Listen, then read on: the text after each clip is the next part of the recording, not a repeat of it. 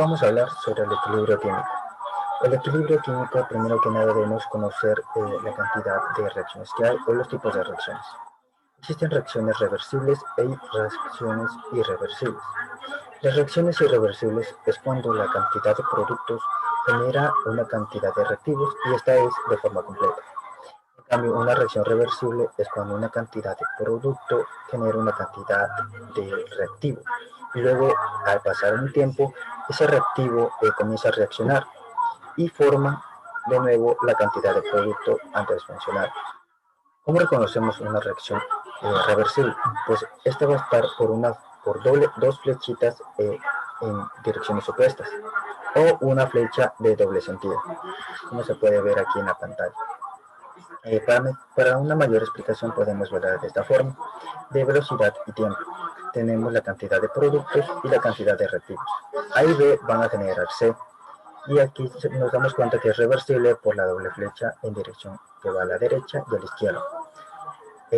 Cuando decimos que hay equilibrio químico o un equilibrio dinámico, cuando la cantidad de productos y reactivos, la velocidad de estas dos son iguales, tanto la cantidad de reactivos y cantidad de productos, es decir, tanto de van de un lado para el otro. Ahora, hablando de concentraciones, ¿cómo nos damos cuenta que hemos llegado al equilibrio? Pues simplemente nos damos cuenta cuando la concentración respecto al tiempo es net, es decir, no existe ya ningún cambio, como podemos ver aquí en la imagen. Les voy a hablar sobre la constante de equilibrio, que es el cociente de reacción en el equilibrio. Este de aquí se obtiene a partir de dividir la parte de productos en el equilibrio de una reacción elevados a su coeficiente estequiométrico sobre la cantidad de reactivos elevados a su coeficiente estequiométrico. Y estas unidades siempre van a estar en molaridad, que es los moles del soluto sobre los litros de la solución. La constante es adimensional, es decir, que no tiene una unidad fija. Bueno, más que nada no tiene una unidad o un valor de unidad, pero sí se toma en cuenta, como ya lo dije, la molaridad en las concentraciones de reactivos y productos. Cuando queremos saber hacia dónde se dirige un equilibrio químico cuando es alterado, se usa el principio de Le Chatelier. ¿De qué trata el principio de Le Chatelier? Este de aquí fue enunciado por un químico del mismo apellido, Le Chatelier, quien enunció lo siguiente: dentro de un sistema de equilibrio químico, si se modifica alguna condición, ya sea como concentración, volumen o temperatura o presión, bueno, entre otras cosas, esto evolucionará la reacción, dándole un sentido, es decir, que se modifica el sentido de la reacción. Esta puede ser hacia la derecha o a la izquierda, dependiendo de cada una. Vamos a analizar las tres más importantes, que es concentración, presión y temperatura. El principio de Le Chatelier en cuanto a concentración varía de la siguiente forma.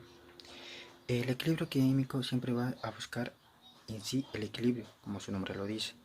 Pues dentro de las concentraciones puede suceder dos casos: aumentar, es decir, añadir concentración, o disminuir la concentración de productos o reactivos.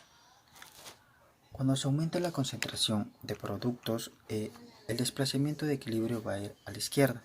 Cuando disminuimos la concentración de producto, el desplazamiento será hacia la derecha.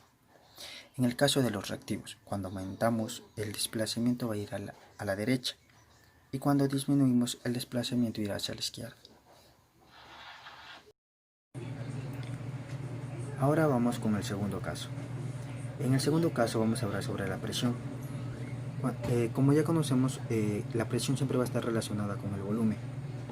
En este caso, en el principio de Le Chatelier, cuando aumentamos la presión, hablamos de aumentar la presión dentro del equilibrio, ¿vale? Entonces, en ese caso, habrá un cambio. El primer cambio sería aumentar la presión. Cuando aumentamos la presión, el desplazamiento del equilibrio será hacia el lado con menos moles de gas, sea los reactivos o sea los productos. el que contenga menos moles de gas será la flecha o la dirección en la que irá el equilibrio. Cuando disminuimos la presión, el equilibrio o el desplazamiento de equilibrio tendrá que buscar el lado con más moles de gas. En el caso del volumen, cuando aumentamos el volumen, la dirección del equilibrio será hacia el lado con más moles de gas, y cuando disminuimos será el lado con menos moles de gas. Esto siempre con el fin de buscar el equilibrio, como ya se lo dijo, ya que al aumentar presión o disminuir volúmenes o viceversa, siempre buscamos el lado con más o menos moles de gas. Vamos a hablar sobre el último caso, el caso de la temperatura. Para este caso, primero que nada debemos conocer qué es entalpía de reacción, la cual es simplemente la energía interna que hay en una reacción química. La entalpía de la reacción también se la conoce como delta H. En el caso, dentro de lo que es el principio de Le Chatelier, debemos conocer si la entalpía de reacción, es decir, delta H, es menor o mayor que cero. Cuando es menor que cero, la reacción es exotérmica, es decir, que genera energía. Cuando es mayor que cero, es conocida como endotérmica, y en ese caso absorbe energía. En cuanto al equilibrio químico, cuando la reacción es endotérmica, favorece a los productos, pues la flecha va hacia la derecha, y cuando es exotérmica favorece a los reactivos, pues la flecha de desplazamiento de equilibrio irá hacia la izquierda. Bueno, lo fundamental para el principio de Le Chatelier siempre es tomar en cuenta el producto y los reactivos. Y más que nada también, dependiendo del caso, sea de presión, de temperatura o de concentración, toca tomar en cuenta el aumento o la disminución de sustancias, temperaturas o unidades. Todo esto siempre tenemos que tener en cuenta que va a existir un equilibrio, pues es un equilibrio dinámico, donde debe estabilizarse el sistema de reacción.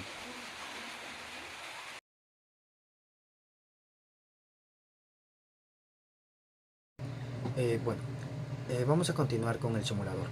Para ello necesitamos los siguientes materiales, que son el cloruro de hierro, el tiocianato de potasio, el cloruro de potasio, entre otros materiales para laboratorio de química, como los tubos de ensayo, el tubo de precipitación, tubos de medición, etc.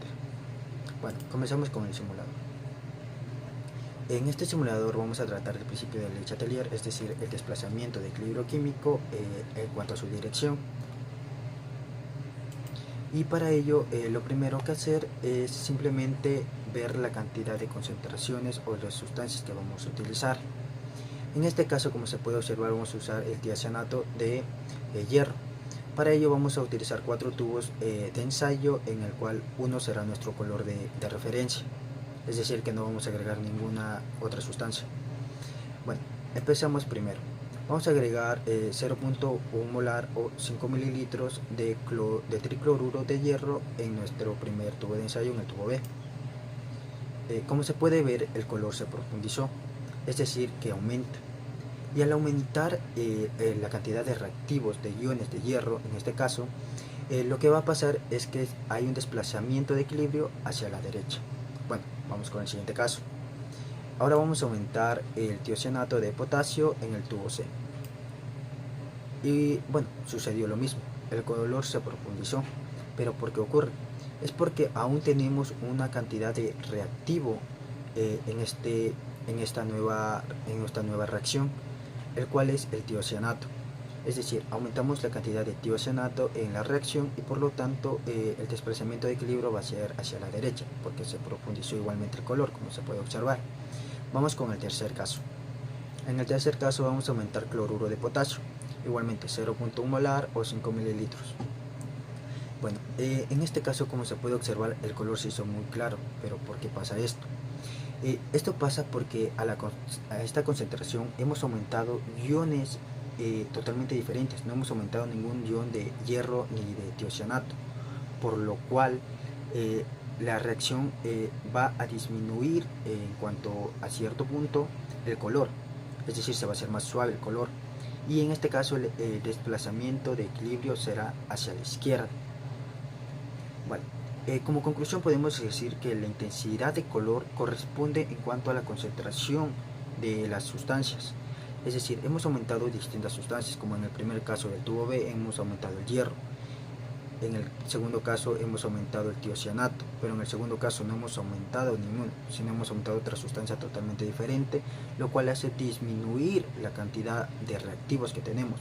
Por eso ocurre que el cambio de color tan drástico que hay. Esto podemos realizarlo con cualquier tipo de sustancias, como podemos ver a continuación, con el tetracloruro de cobre o incluso con otros componentes.